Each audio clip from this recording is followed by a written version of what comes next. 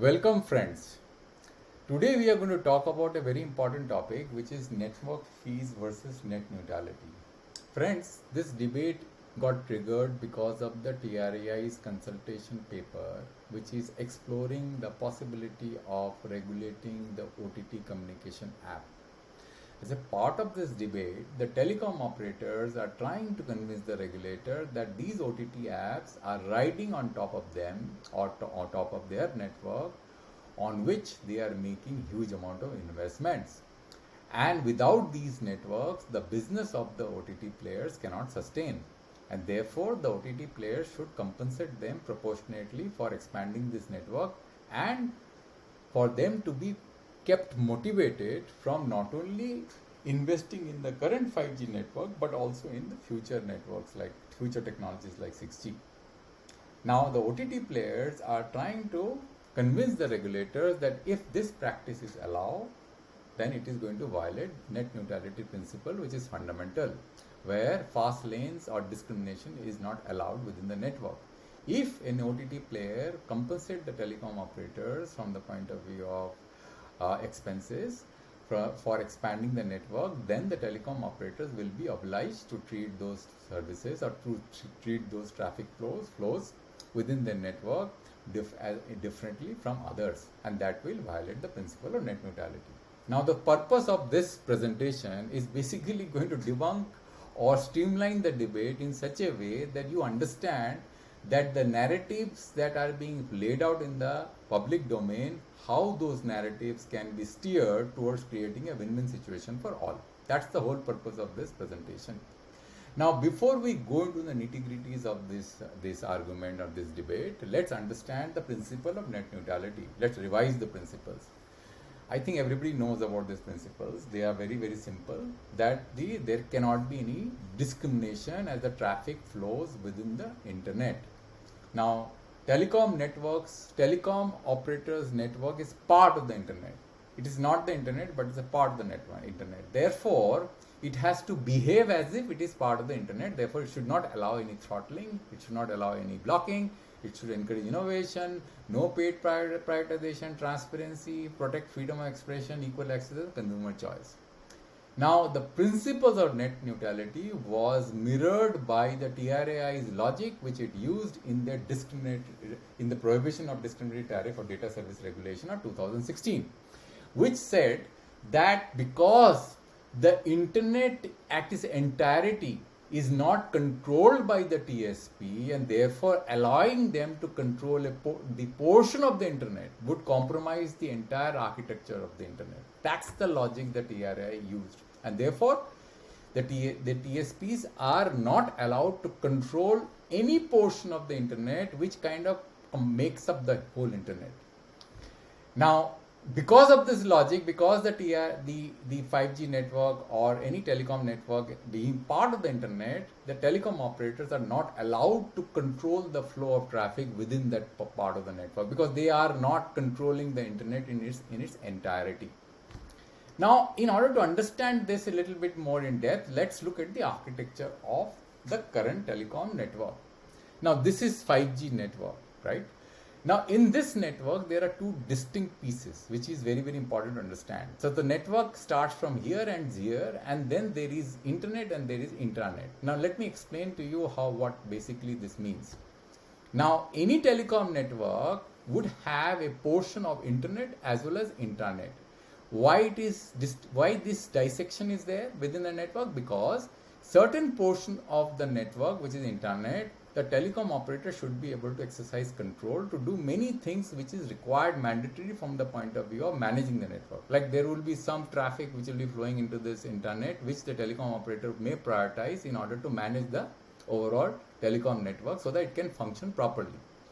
Similarly, there could be some services like voice services which will require prioritization from the internet traffic. Otherwise, those services cannot be offered, so those services flows into this particular piece of the network. Whereas the internet traffic basically flows in this particular portion of the network, which will be prevented from any kind of control by the telecom operator. So that's the distinction.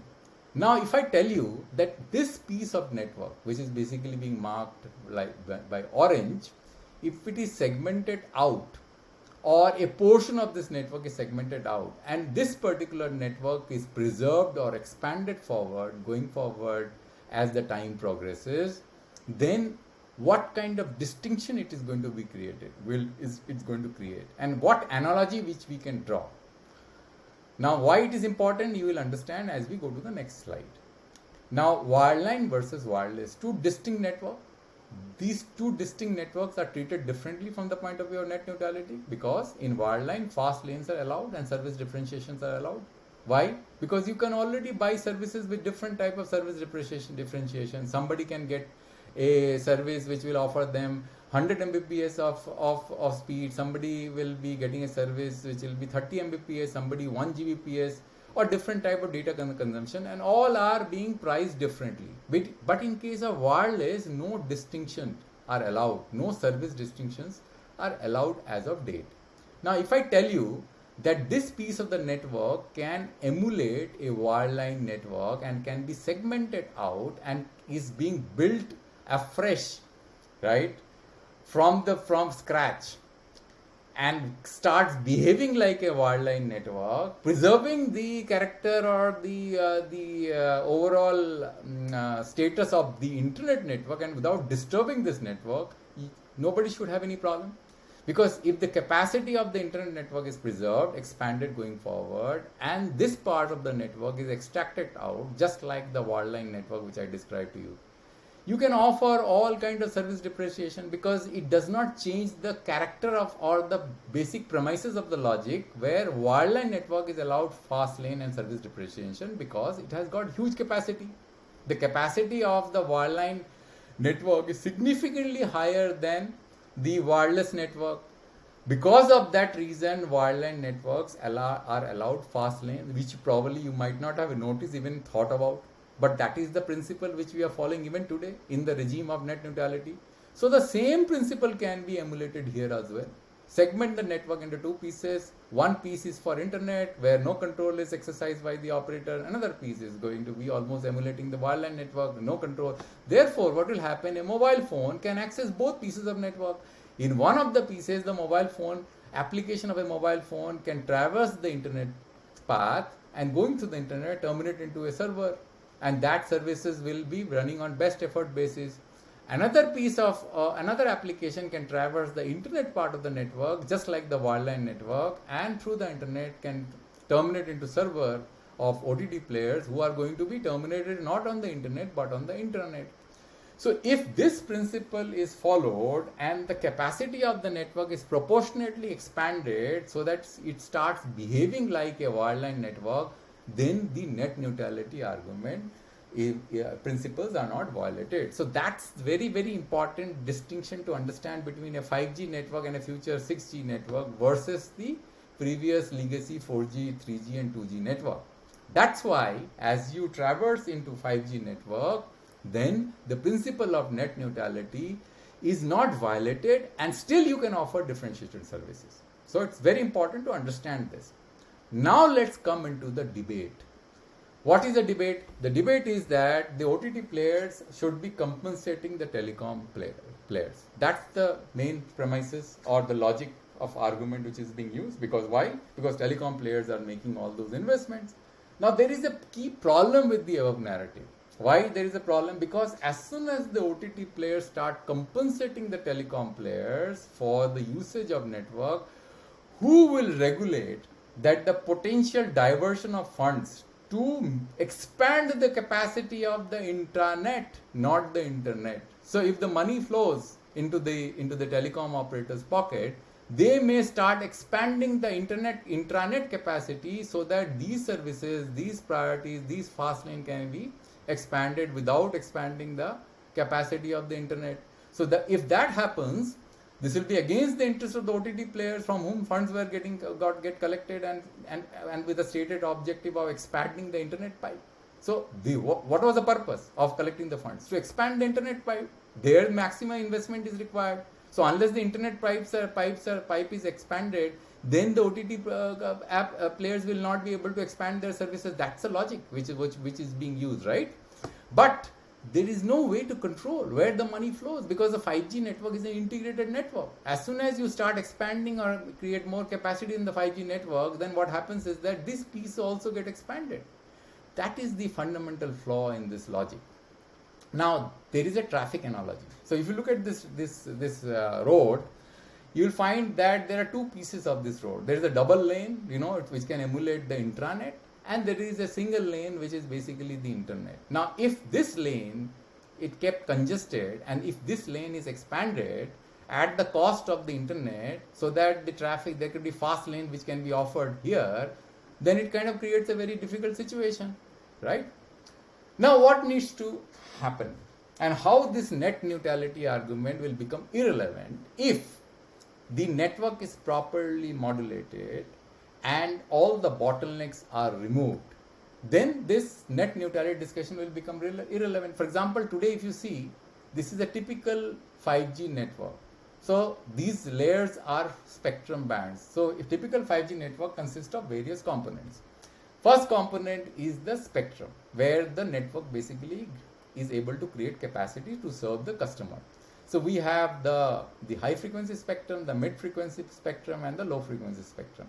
Then we have the backhaul network. Then we have the last mile Wi-Fi, which probably will get connected to various kind of devices inside the house. Now, if there are any bottleneck anywhere in this network, then the network capacity, the internet capacity will be constrained, and therefore the net neutrality cannot be ensured going forward, right, within the 5G network. So the whole focus should be to remove these bottlenecks. As soon as you remove this bottleneck, today the Wi-Fi network capacity is not sufficient enough to able to give an end-to-end 5G services, because we have not delicensed the 6 gigahertz band, right? We need huge amount of Wi-Fi capacity in order to basically ensure that all the data which is going to get generated in this thick pipe can be able to serve the devices which are going to be located inside your house. Similarly, the backhaul capacity has to be proportionately augmented.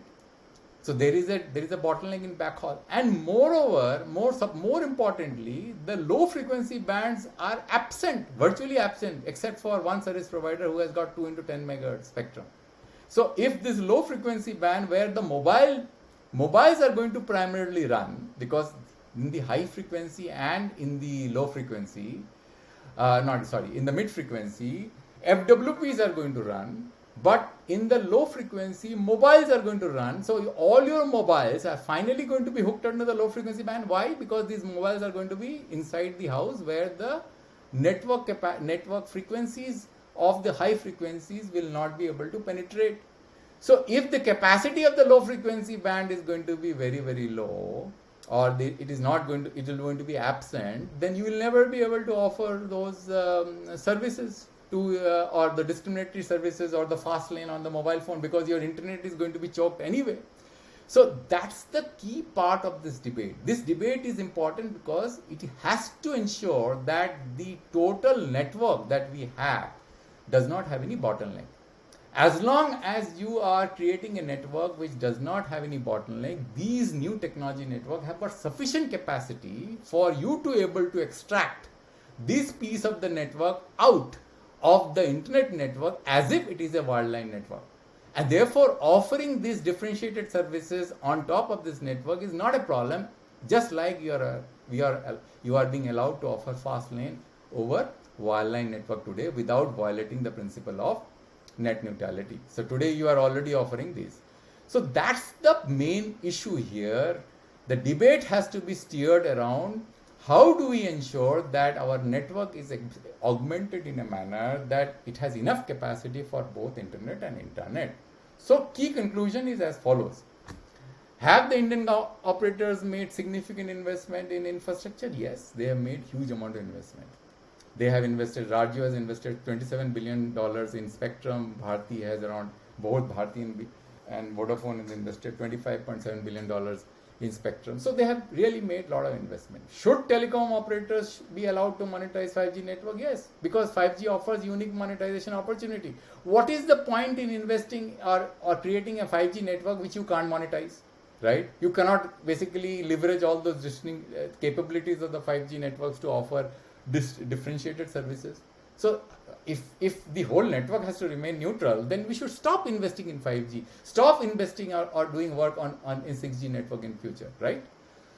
Can 5G drive internet traffic without choking? Yes, it can, which I already explained to you. So we should leverage that. It's almost similar to what we are doing in wireline network. What is the impact of fair usage fee on 5G monetization? Because if you are going to keep using this narrative of fair network usage fee, then you are basically shooting on your own foot. It could hinder the operator's ability to monetize 5G, because once having paid for the augmentation of the network or the internet capacity, then those people who have paid for augmentation of the internet capacity, they can continuously argue with the operator that we will not allow you to augment the capacity of the internet. So what are you going to do? What the operators are going to do? They will be prevented from unlocking or monetizing their 5G network. So this debate does not carry them far. It's very short-sighted. And what should be the strategy of the OTT players? The OTT players should basically go and talk to the government. It is not about they versus we. It is all together. Let's say if I'm riding on a road with potholes and I am an OTT player and my car is almost like considered as an OTT service, can I be immune to the quality of the road on which I'm riding with all potholes? Should I not be going and telling the government that please clear up these potholes, please even out these potholes and expand the road so that I can run my services properly? Rather than fighting this net neutrality versus fair usage fee, all the ranks should join their hands and talk to the government to how to remove these bottlenecks in the network. Backhaul capacity, Wi-Fi capacity, low frequency band, that should be the focus of the debate. So we are basically getting digressed into a debate which is not resulting in any fruitful solution. It is confusing the regulator. So I think you probably understood, where the debate is and what we should do in order to unlock the full potential of these latest generation technology, so that not only the operators get benefited, the OTT players get benefited, the consumer get benefited, and India at large get benefited. Otherwise, there is no point in investing in 5G, or there is no point in talking about 6G. It's a completely useless debate, right? It does not lead to any advantage unless and until you are able to monetize your network, the capability of your network. And that you can only do when you are able to keep the internet pipe expanding and remove all the bottlenecks in the networks like backhaul capacity, Wi-Fi capacity, low frequency band. I think probably you have understood. Thanks for your patient listening. Thank you very much.